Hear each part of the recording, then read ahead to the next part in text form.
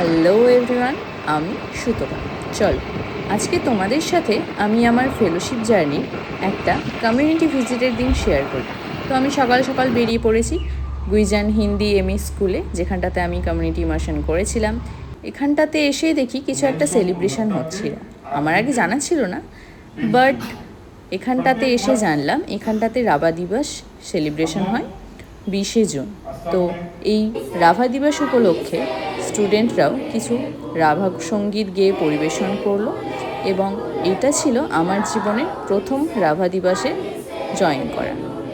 এবং তারপরেই যেহেতু 21 জুন ইন্টারন্যাশনাল যোগা ডে, তাই আমি টিচার্স এবং স্টুডেন্টদের সঙ্গে আমাদের ইন্টারন্যাশনাল যোগা ডেটা সেলিব্রেট করলাম।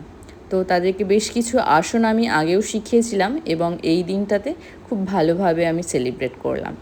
তো যেহেতু আমাদের কমিউনিটি ইমার্শনটা শেষ হয়ে গিয়েছে, বাট প্রত্যেক স্যাটারডে আমাদের কমিউনিটি ভিজিট থাকে, তাই এই দিনটাও আমি একদম হাতছাড়া করতে চাই। তাই তাদের জন্য কিছু চকলেটস আমি নিয়ে গেছিলাম, তাদেরকে দিলাম, তারা তো সেই খুশি।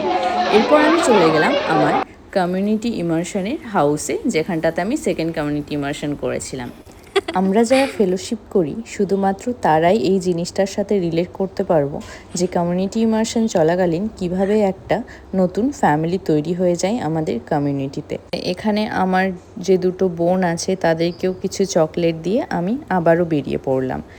আমার এই এলাকার সবথেকে যেটা সুন্দর লাগে এখানকার চা বাগান, তাই আমি এই সুন্দর দৃশ্য দেখতে দেখতে আজকের কমিউনিটি ভিজিটটা এখানেই শেষ করলাম।